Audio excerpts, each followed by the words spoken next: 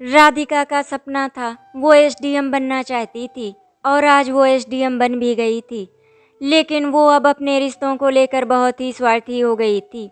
वो इतनी स्वार्थी हो गई कि जिससे वो खुद प्यार करती थी, उस लड़के से उसने अपनी छोटी बहन अनामिका की शादी करा दी और फिर खुद ही अपनी छोटी बहन का बसा बसाया घर बर्बाद करने में लग गई थी।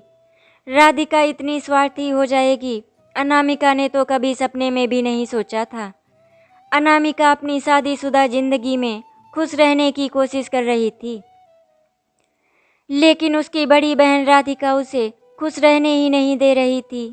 जैसे ही अनामिका ने दरवाज़ा खोला तो अपनी दीदी को सामने देखकर उसका दिल धक से रह गया।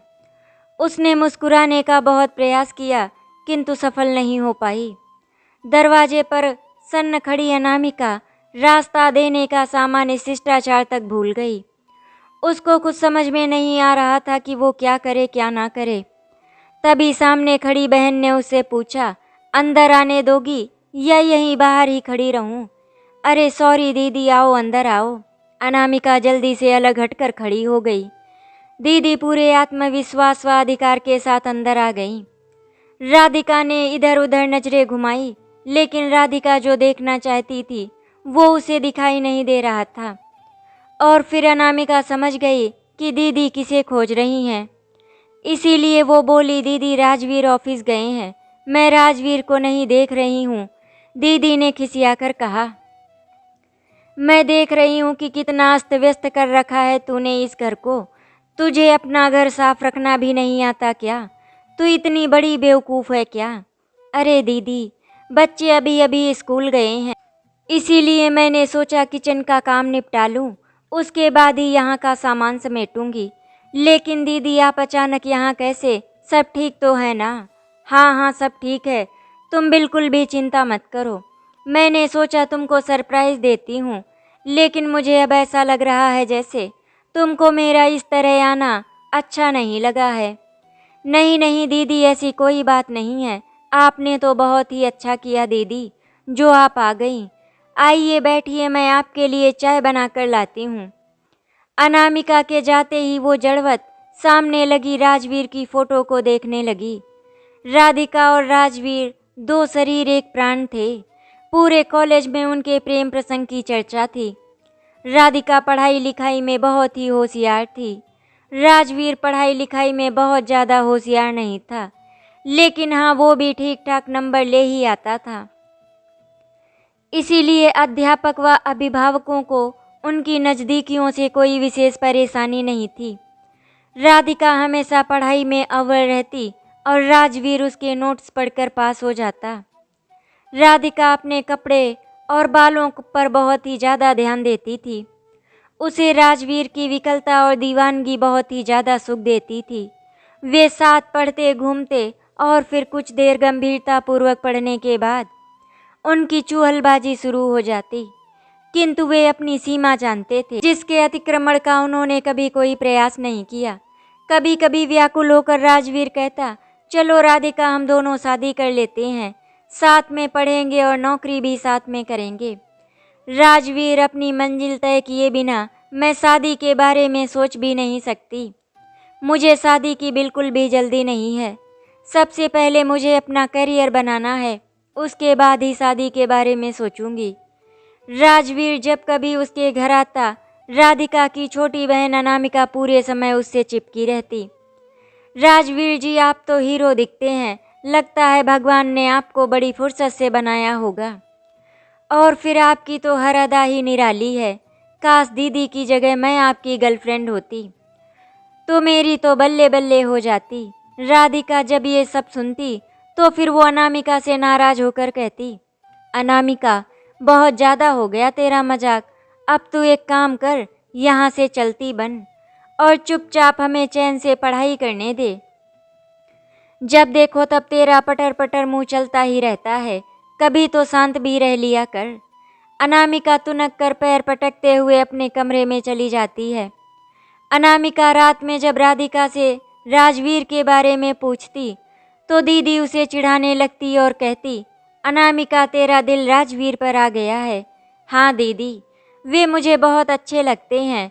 वो साफ गोई से स्वीकार करती। बात आई गई हो गई। किंतु किसे पता था कि राजवीर अनामिका की ही झोली में जा गिरेगा। कहते हैं होनी को कोई टाल नहीं सकता, जो होना होता है वो तो होकर ही रहता है। उन दिनों ग्रेजुएशन के बाद सभी विद्यार्थी अपनी मंजिल पाने के लिए कठोर मशक्कत कर रहे थे। राधिका ने पीसीएस प्री क्वालिफाई कर लिया था। वो फाइनल की तैयारी में व्यस्त थी। राजवीर को काफ़ी समय अपने पिता के व्यापार में साथ देना पड़ता था। उनकी फ्रिज, कूलर, टीवी की बड़ी शॉप थी। एक दिन वो आंखों में आंसू भरे राधिका के सामने आकर खड़ा हुआ। राधिका घबरा गई। क्या हुआ राजवीर, सब ठीक तो है ना? राधिका, मेरी माँ को आंत का कैंसर हो गया। उनके पास समय बहुत कम है, किंतु वे मेरे सिर पर सहरा देखकर मरना चाहती हैं। हमें जल्द से जल्द शादी करनी होगी राधिका। बहुत दुख हुआ ये सुनकर राजवीर, लेकिन मेरा पूरा करियर खत्म हो जाएगा। मैं किसी भी कीमत पर अभी शादी नहीं कर सकती। राधिका, मेरी मरती हुई माँ की कीमत पर भी नहीं। ये तो इमोशनल ब्लैकमेलिंग है राजवीर। उन्हें इस तरह बेवजह जिद करनी ही नहीं चाहिए। फिर तुम्हारी खुद की कोई नौकरी भी नहीं है। वे बिजनेस से लाखों इनकम का हवाला दे रहे हैं। राधिका, शादी कर लो। शादी के बाद भी तुम प्रिपरेशन कर सकती हो। मुझे तुम्हारी पढ़ाई लिखाई में कोई दिक्कत नहीं है। राधिका ने इनकार करने पर उससे कहा, राधिका, तुम्हें नहीं, किंतु मुझे तो अपनी जन्मदात्री की अंतिम इच्छा की परवाह है। तुम शादी नहीं करना चाहती, कोई बात नहीं। मुझे अपनी माँ की अंतिम इच्छा पूरी करनी है, इसीलिए मैं किसी और से शादी कर लूँगा। इतना बोलकर राजवीर वहाँ से जाना लगा। रुको राजवीर, राधिका ने आवाज़ लगाई। अब क्या हुआ? जाते हुए राजवीर पलटा। सामने राधिका खड़ी थी, आंखों में आंसू, उत्तेजना में थर-थर कांपती। तुम मेरी बहन से शादी कर लो। राधिका, तुम ऐसे प्रस्ताव रखोगी मेरे सामने? मैं तो सपने में भी कभी नहीं सोच सकता था। क्या करूं राजवीर? तुम कहीं और शादी करो, उससे तो यही अच्छा है कि तुम मेरी बहन को अपना लो, और वो तो तुम्हें पसंद भी करती है राजवीर। मैं अपने सपनों से समझौता नहीं कर सकती। राजवीर वहां से लौट गया, किंतु मृत्युशैया पर पड़ी अपनी मां का अनुरोध वो टाल नहीं सकता था। राधिका शादी न करने के लिए दृढ़ प्रतिज्ञ थी, अतः राजवीर ने अनामिका से शादी के लिए हाँ कर दी। आनन फानन में दोनों की शादी हो गई। राधिका विवाह पर्यंत वहां उपस्थित रही, फिर उसके बाद कहीं चली गई। उसने दुख, कष्ट, गम दरकिनार कर रात दिन में परिश्रम किया और 3 वर्ष के अंदर एसडीएम बनकर अवतरित हुई। जहां वो पोस्टेड थी वहां से राजवीर व अनामिका घर बहुत ही पास ही में था। राजवीर वहां बैंक में नौकरी करता था। उसने शादी के बाद अपने परिश्रम से इस नौकरी को हासिल किया। इधर राधिका प्रशासनिक अधिकारी बन गई थी, इसीलिए नौकर, बंगला, गाड़ी सब मिला हुआ था। नौकर चाकर की भीड़ में भी स्वयं को राधिका बहुत ही अकेला महसूस करती थी। सपना पूरा होने का संतोष कपूर बनकर उड़ गया। जीवन में रिक्तता, सूनेपन, असंतोष ने अपना साम्राज्य पसार लिया। पता नहीं किस आकांक्षा में अक्सर वो राजवीर व अनामिका के जीवन में दखल डालने पहुंच जाती थी। बड़े यत्न से स्वयं को अनामिका के पति के रूप में स्वीकारने का राजवीर का सपना धराशायी हो जाता। वो अनामिका के घर बेधड़क पहुंच जाती और उसे भी सूचित करती, अनामिका, मैं और राजवीर जरा बाहर घूमने जा रहे हैं, हमें आपस में कुछ बातें करनी है। ऐसा अंतले दबी अनामिका अपने विवश पति को दीदी के साथ जाते देखती रहती। वो अपनी दीदी को कुछ भी नहीं कह पाती, लेकिन राजवीर खुद को बहुत ही शर्मिंदा महसूस करता। किसी बढ़िया होटल में अच्छे लंच के बीच में वो रोना रोती, राजवीर, तुम्हारे बिना मेरा जीवन अधूरा है। मैंने तुमसे कितना अनुरोध किया था, किंतु अपनी बहन के लिए मैंने वो त्याग कर दिया। तुम्हारी बहन ने कभी मुझे तुमसे छीनने का प्रयास नहीं किया। ये तुम थी जिसने शादी के लिए मना कर दिया था। मैं तो विवश था, मुझे शादी करनी ही थी। अगर तुम चाहती तो शादी के बाद भी अपना सपना पूरा कर सकती थी, लेकिन तुमने मेरी इच्छाओं का मान नहीं रखा। मैं तुम्हारे सपने के बीच में कभी नहीं आना चाहता था। मैं तुम्हें पढ़ाता लिखाता, जो तुम करना चाहती थी वो तुम्हें कराता, लेकिन तुमने तो शादी करने से साफ साफ इनकार कर दिया और तुमने वही किया जो तुम करना चाहती थी। राजवीर, अब तो मैं तिल तिल कर मर रही हूँ, उसका क्या? राधिका तुम्हारी बहन अब मेरी पत्नी है। अग्नि के फेरे लिए हैं मैंने उसके साथ। अब उसके साथ मैं कोई भी धोखा क्यों करूं? कैसा धोखा राजवीर? वो तो मेरे एहसान तले दबी है। तुम यदि मुझे अपनी पत्नी का स्थान दोगे तो वो कुछ भी नहीं कहेगी। तुम मुझसे एक बार शादी करने के लिए हाँ तो कहो। मैं अपनी बहन से खुद बात कर लूँगी। मेरी बहन की चिंता करने की तुम्हें बिल्कुल भी ज़रूरत नहीं है। मैं उसे मना लूँगी। मैं तो बस तुम्हारे मुंह से इस शादी के लिए हाँ सुनना चाहती हूँ। राधिका, तुम पागल तो नहीं हो गई हो? क्या तुमको समझ में भी आ रहा है कि तुम बोल क्या रही हो? तुमने शादी को मजाक समझ रखा है क्या? राजवीर, तुम भूल गए हो शायद। कोई बात नहीं, मैं तुमको याद दिला देती हूँ। हमने साथ जीने मरने की कस्में खाई थी। तुम मेरे बगैर एक पल नहीं रह पाते थे। हाँ, लेकिन अब अपने प्रति मेरी भावनाओं को तुमने ही आहत किया। मेरे सपने तुमने तोड़े और तुम्हारी बहन तक पहुंचने का रास्ता तुमने ही मुझे दिखाया। तुम सच कह रहे हो राजवीर। जो भी मैंने किया उसके लिए मैं क्षमा प्रार्थी हूँ। मैंने बहुत बड़ी मूर्खता का काम किया था, तुम्हारी शादी अपनी बहन से कराकर।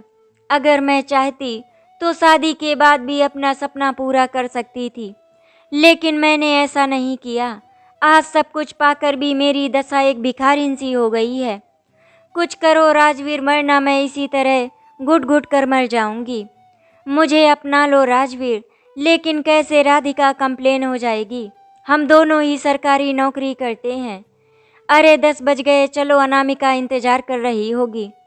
राजवीर, इतनी चिंता है तुम्हें उस अनामिका की, और मेरी तो तुमको बिल्कुल भी चिंता ही नहीं है। राधिका सुबक सुबक कर रोने लगी, किंतु राजवीर उसे खींचकर घर ले आया।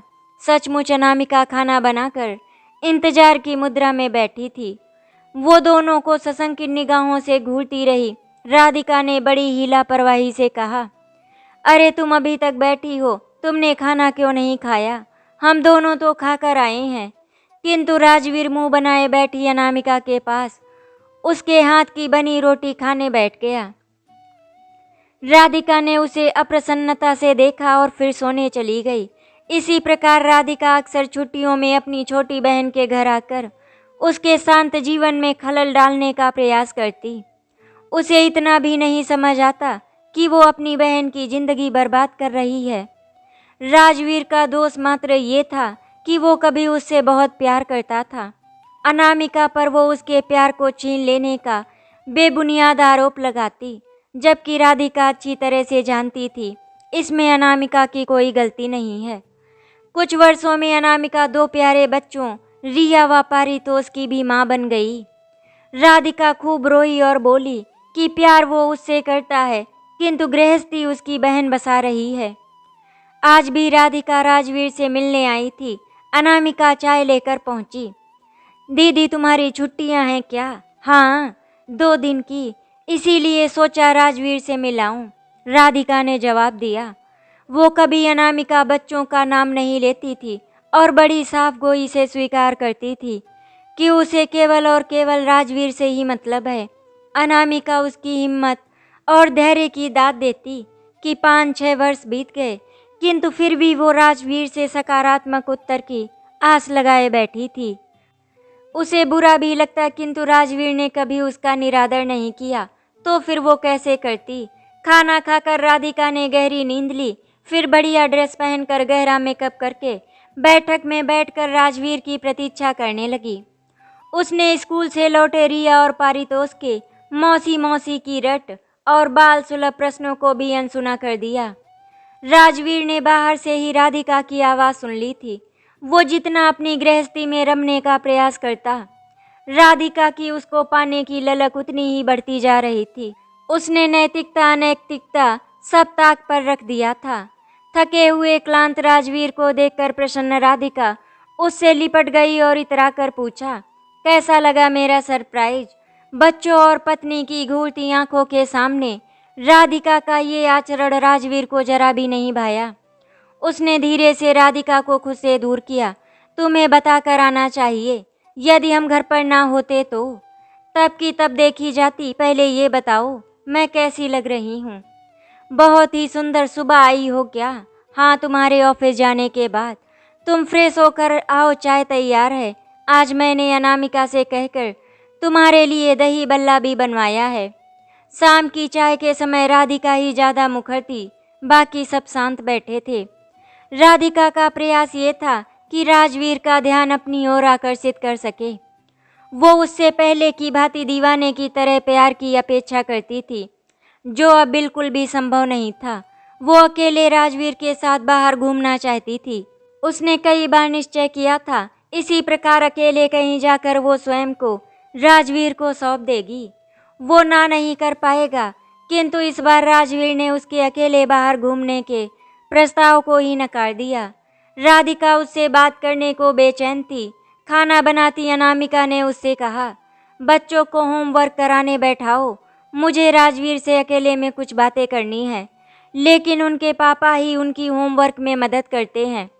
पापा पापा नहीं सुनना चाहती मैं, हटाओ उन्हें वहाँ से, राधिका ने बहुत ही विषैले स्वर में कहा। अनामिका ने किसी तरह बच्चों को पापा के पास से हटाया। राजवीर बाहर लॉन में चहलकदमी कर रहा था। राधिका लपक कर वहाँ पहुँच गई, किंतु उसके ठंडे रवैये से बहुत ही ज़्यादा गुस्सा हो गई। राजवीर, तुम में पहले जैसी बात नहीं रही। कैसे रहेगी राधिका? अब मैं विवाहित हूँ, 2 बच्चों का पिता हूँ। तुम्हारी पत्नी बच्चों की चर्चा से मैं ईर्ष्या से जल जाती हूँ। तुम्हें अकेले पाना चाहती हूँ। राधिका, कभी कभी मुझे संदेह होता है कि तुम एक दायित्वपूर्ण अधिकारी के पद पर हो। तुम्हारी बातें निश्चय सपने सब बचकाने हैं। तुम्हें बच्चों और अनामिका के सामने संयमित आचरण करना चाहिए। तुम अनामिका और बच्चों को रखो, बस मुझे पत्नी के अधिकार को दो। मैं इतना ही चाहती हूँ। खाना तैयार है। तभी अनामिका ने उनकी बातों में खलल डाला और राजवीर की जान बच गई। अनामिका का मूड भी कुछ खास ठीक नहीं था। रात में बच्चों के सोते ही वो राजवीर पर फट पड़ी। दीदी मेरे और बच्चों के सामने प्रेम का स्वांग करती हैं और आप उसको समझाने के बजाय श्रेय देते रहें। अनामिका, मैं केवल उनका लिहाज कर रहा हूँ। आप उनको सख्ती से मना करें, अन्यथा वो ऐसे झूठे आश्वासन तले सपने बुनती रहेगी। तुम चिंता ना करो, मैं कई महीनों से इस मसले का समाधान ढूंढ रहा हूँ। कल ही देखना तुम मैं क्या करता हूँ। अगले दिन राजवीर जल्दी बैंक चला गया। शाम को जब आया तो उसके साथ उसी की उम्र का एक प्रबुद्ध व्यक्ति भी था। अनामिका प्रसन्न लग रही थी, चाय नाश्ते की व्यवस्था कर रही थी। राधिका को कुछ अटपटा सा लग रहा था। राधिका, इनसे मिलो, कुणाल सहाय, डीजीएम सेल्स इन राष्ट्रीय इस्पात निगम लिमिटेड। नमस्ते, राधिका ने अनमने भाव से कहा। और ये हैं राधिका सरीन, एसडीएम सीतापुर यूपी। तुम दोनों बातें करो, मैं अभी आता हूँ। राजवीर ने दोनों का परिचय दिया और किचन में खिसक गया। मैं राजवीर से एक समारोह में मिला था, तब से हम दोनों बहुत ही अच्छे मित्र हैं। मुझे उसने आपके बारे में बताया था, तभी से मैं आपसे मिलने को उत्सुक था, कुणाल ने कहा। क्या बताया है राजवीर ने? राधिका शंकित हो गई। सब कुछ। आप दोनों में घनिष्ठता थी, फिर ऐसी परिस्थितियां बनी कि उसे कहीं और शादी करनी पड़ी। उसने ये सब आपको क्यों बताया? राधिका बहुत ही व्याकुल हो गई थी। राधिका जी, जिंदगी अकेले नहीं कटती। मेरे साथ भी कुछ ऐसा ही हुआ, जिसे मैं दुर्भाग्य भी नहीं कह सकता। जिस लड़की से मेरी शादी हुई वो किसी और को चाहती थी। मैंने भी उसे शादी के बंधन से मुक्त कर दिया। वर्षों मेरा रिश्तों से मोह भंग रहा। मैं शादी करना ही नहीं चाहता। और फिर राजवीर से मेरा संपर्क बना रहता है, क्योंकि इस शहर में मेरे माता पिता रहते हैं। उसने मुझे आपके बारे में बताया था। लेकिन क्यों बताया था? और आप पहली ही भेंट में ये सब बातें मुझे क्यों बता रहे हैं? कुणाल चुप था और निश्चिंत भाव से चाय की चुस्कियाँ लेता रहा। फिर उसने भरपूर दृष्टि से राधिका को देखा। क्या आपको नहीं लगता कि इस घर में आप एक अनिश्चित अतिथि हैं? ये मेरी सगी बहन का घर है, किंतु आपको उसके पति को उससे छीनने का प्रयास कर रही हैं। उसके बसे बसाए घर को तोड़ने का प्रयास कर रही हैं। मैं ये सब कहने का अधिकार आपको नहीं देती। आप अपनी लिमिट में रहकर बात करें तो ज़्यादा अच्छा होगा। वैसे भी आप हैं कौन और किस हक से ये सारी बातें मुझसे बोल रहे हैं? आज तो आपने ये सब बोल दिया, लेकिन दोबारा कभी मेरे सामने इस तरह बोलने की हिम्मत मत करना। देखिए, राजवीर मेरा बहुत ही प्रिय मित्र है। उसके और उसकी पत्नी व बच्चों के साथ होते अन्याय को रोकना मैं चाहता हूँ। हाउ रबीश, बिना जाने समझे बोले जा रहे हैं। आपकी हिम्मत कैसे हो रही है इस तरह से बोलने की? मिस्टर कुणाल, आप अपनी हद में रहें तो ज़्यादा अच्छा होगा। आप अपनी हदों को पार मत करें। अरे, राजवीर प्यार करता है मुझसे, मेरे बिना जी नहीं सकता वो। आपको क्या लगता है मैं एक तरफा प्यार कर रही हूँ उससे? आपको कुछ भी नहीं पता, इसीलिए बीच में ना बोले। राजवीर मुझसे बहुत ज़्यादा प्यार करता है। राजवीर आपसे प्यार करता था, अब नहीं करता। उसने मुझे इसीलिए यहाँ बुलाया ताकि आपकी गृहस्थी बच जाए और उसकी बच जाए। अब वो अनामिका और अपने बच्चों से बहुत प्यार करने लगा है और तुम उसकी गृहस्थी बर्बाद मत करो। बहरहाल आप मुझे बहुत पसंद है। यदि आपके विचार भी नेक हो तो खबर करिएगा। कहते हुए उसने मिठाई का एक टुकड़ा उठा लिया और खाते खाते चले गए। जाते जाते उसे विश करना नहीं भूला, चेहरे पर वही दिल में उतर जाने वाली सदाबहार मुस्कुराहट। राधिका सन्न बैठी थी, फिर वो उठी और दंदनाती हुई अंदर गई और राजवीर पर बरस पड़ी। राजवीर, तो इस तरह तुमने मुझे अपनी जिंदगी से निकालने की योजना बनाई? तुमने ये सोच भी कैसे लिया कि मैं किसी और से शादी करूंगी? दीदी, तुम एक आंखों के भ्रम में जी रही हो। ये जितनी जल्दी खत्म हो जाए उतना अच्छा होगा आपके लिए और हमारे परिवार के लिए भी। वाह अनामिका, क्या बात है, तुझे भी बोलना आ गया। अब तो तेरे मुंह में भी जबान आ गई है। तेरी हिम्मत कैसे हुई मेरे सामने इस तरह बोलने की? भूल गई मैंने अपना प्रेमी तुझे खैरात में दिया था, एहसान फरामोश। दीदी, तुमने स्वार्थवश इनका साथ छोड़ा और अब उपकार का बदला लेने के बहाने हमारे जीवन में विष घोल रही हो। यदि तुम सचमुच इनसे प्यार करती तो इनकी और इनकी माँ की अंतिम इच्छा का सम्मान करती। जब इन्होंने घर बसा लिया, 2 बच्चे हो गए, तो किस मंतव्य से आप यहाँ भागी चली आती हो? अनामिका के प्रथम बार के कड़े रुख पर राधिका बहुत ही ज़्यादा आग बबूला हो गई। अनामिका, आज तू बहुत ज़्यादा बोल रही है, अपना मुंह बंद कर, नहीं तो थप्पड़ जमा दूंगी तुझे। तेरा पति प्यार करता है मुझे, बिना किसी उद्देश्य के नहीं भागी चली आती हूँ यहाँ। तुझे और तेरे बच्चों को नहीं चाहता वो, चाहे तो पूछ ले उससे मेरे सामने ही। बिना प्यार की कैसी गृहस्थी, थप्पड़ कैसे जमाओगी दीदी? तुम्हारी जायज नाजायज मांगों को मानते रहे, इसीलिए 2 टूक कह देते तो भ्रमवश तुम अपनी जिंदगी बर्बाद नहीं करती। कोई बात नहीं दीदी, मैंने बहुत देर लगा दिया आपसे ये सारी बातें कहने में, लेकिन अब और देर नहीं करूँगी। आप खुद ही उनसे पूछो कौन किससे प्यार करता है। राजवीर, बता दो अनामिका को कि तुम मुझसे प्यार करते हो, मेरे बिना जी नहीं सकते। राधिका ने बहुत ही आत्मविश्वास के साथ कहा, नहीं राधिका, मैं तुमसे प्यार नहीं करता। तुम्हारा आगमन सदैव मेरे घर में एक अप्रिय माहौल बना देता है। मेरी बहुत बड़ी गलती ये है कि तुम्हें सच्चाई से अवगत नहीं कराया। मेरी हिम्मत नहीं पड़ी, राजवीर ने स्पष्ट स्वर में कहा। राधिका कटे वृक्ष की तरह सोफे पर गिर पड़ी। आंसू गंगा जमुना की तरह बह चले। अपराध भाव से ग्रस्त राजवीर ने कहा, राधिका, कुणाल एक बहुत अच्छा इंसान है, उसका हाथ थाम लो। राधिका ने कोई जवाब नहीं दिया, किंतु अनामिका ने राजवीर के मनाने के लिए बड़े हाथ को हर बार झटक दिया। बिना खाए पिए वो रात भर वहीं पड़ी रही। अनामिका, राजवीर रात भर उठ उठ कर उसकी निगरानी करते रहे। सुबह उठते ही राधिका जाने के लिए तैयार हो गई। उसके चेहरे पर अपने ओहदे वाली शक्ति थी। उसने जाते जाते अनामिका का हाथ थामा। सच्चाई बताने के लिए धन्यवाद, लेकिन ये काम तुम लोगों को पहले ही कर देना चाहिए था। राधिका वहाँ से चली गई। स्टेशन तक छोड़ने की अनामिका राजवीर की पेशकश उसने निर्ममता से ठुकरा दी। वो चली गई, किंतु अनामिका और राजवीर हृदय से चोटिल थे। उससे मुक्त होने की कोई प्रसन्नता नहीं थी उनके चेहरे पर।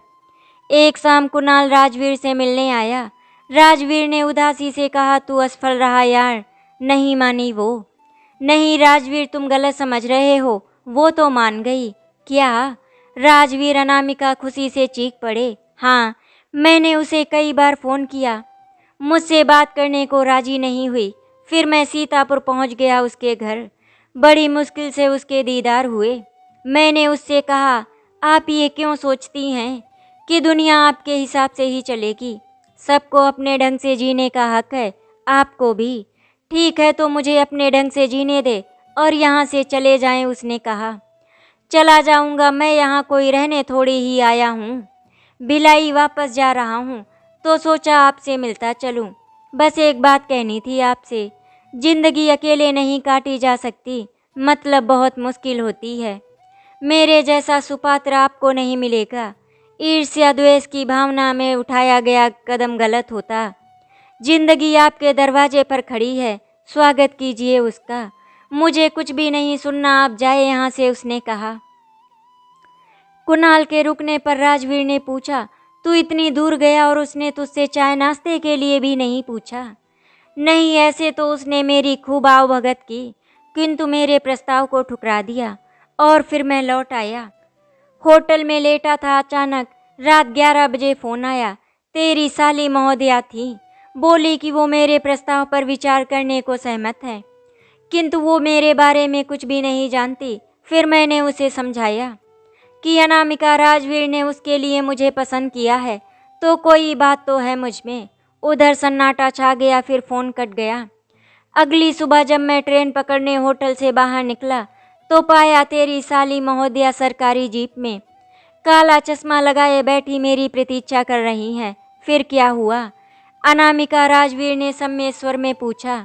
होना क्या था, बड़ी मुश्किल से उसने स्वीकारा कि मैं एक अच्छा इंसान हूँ और वो हम दोनों के रिश्ते के प्रति सकारात्मक रुख रखती है। अरे वाह, फिर तूने क्या कहा? राजवीर ने पूछा। मैंने कुछ नहीं कहा, केवल मुस्कुराकर अपनी खुशी का इजहार किया। ज़्यादा कहने पर वो संदेह में पड़ जाती। कुछ सामान्य वार्तालाप के बाद मैं वापस लौट आया। राजवीर व अनामिका खुशी से नाच उठे। संभव था राधिका उनसे कोई संबंध नहीं रखना चाहती हो, ये भी कि कुणाल के साथ अब बने अपने रिश्ते में उन दोनों को शामिल भी ना करे। किंतु वो एक सही कदम उठाने जा रही थी, जिससे अनामिका और राजवीर स्वयं को तहे दिल से सम्मिलित महसूस कर रहे थे। आज अनामिका और राजवीर की खुशी का ठिकाना नहीं था। उन दोनों ने कुणाल से कहा, कुणाल, राधिका का फैसला फिर से बदले, उससे पहले ही तुम उसे अपना बना लो। राजवीर, मैं तो उसे अपना बनाने के लिए कब से बेताब बैठा हूँ, लेकिन वो अभी मुझसे कुछ दिनों का समय मांग रही है, क्योंकि वो मुझे जानना और समझना चाहती है और इसमें मुझे गलत भी नहीं लगता। इतना तो मैं उसके लिए कर ही सकता हूँ, इसीलिए मैंने उसे कुछ दिनों का समय दे दिया है। धीरे धीरे करके 2 महीने गुजर गए और राधिका भी अब कुणाल को पसंद करने लगी थी और फिर फाइनली उसने कुणाल से शादी करने के लिए हाँ कह दिया। कुणाल ने राधिका के घर जाकर उसके मम्मी पापा से बात की और शादी की तारीख तय हो गई। अनामिका और राजवीर भी अपने बच्चों के साथ शादी में शामिल होने के लिए घर आ चुके थे। राधिका के दिल में अभी भी कहीं न कहीं राजवीर था, लेकिन अब उसने अपनी नई जिंदगी में आगे बढ़ जाने का मन बना लिया था। राधिका के माता पिता भी इस शादी से बहुत खुश थे। हल्दी, मेहंदी, संगीत, शादी के सारे फंक्शन बहुत ही धूमधाम से मनाए गए और फिर वो दिन आ गया जिसका राजवीर और अनामिका को बेसब्री से इंतजार था। आज राधिका कुणाल की दुल्हन बनकर उसके सामने खड़ी थी और कुणाल उसको देखकर मुस्कुराए जा रहा था। राधिका लाल जोड़े में बहुत ही सुंदर लग रही थी। आज उसके चेहरे पर भी प्यारी सी मुस्कुराहट थी और उस मुस्कुराहट को देखकर राधिका के माता पिता और साथ में राजवीर और अनामिका भी बहुत ही खुश थे। शादी के कार्यक्रम शुरू हो गए थे। इस तरह राधिका और कुणाल की शादी धूमधाम से संपन्न हो जाती है। विदाई का समय हो गया था। राधिका बहुत ही ज़्यादा रो रही थी। उसने अनामिका को गले से लगा लिया और कहा, अनामिका, हो सके तो मुझे माफ़ कर देना, मैंने तेरे साथ बहुत गलत किया है। दीदी, वो हमारा अतीत था, आप उसे भूल जाइए और अपनी नई ज़िंदगी में आगे बढ़ें। हम लोग तो बस यही चाहते हैं कि आप हमेशा खुश रहें। आज आपको खुश देखकर हमें भी बहुत खुशी महसूस हो रही है। राधिका विदा होकर अपनी ससुराल चली गई। कुछ दिन अपने मायके में रहने के बाद अनामिका भी अपने घर वापस आ गई थी। अब अनामिका, राजवीर और उसके बच्चे सब खुशी खुशी से अपनी ज़िंदगी गुजर बसर कर रहे थे। इस तरह से हमारी कहानी की हैप्पी एंडिंग हो गई। आशा करती हूँ आपको हमारी कहानी अच्छी लगी होगी। अगर आपको हमारी कहानी अच्छी लगी तो वीडियो को लाइक एंड शेयर करें, चैनल को सब्सक्राइब करें। वीडियो देखने के लिए आपका धन्यवाद।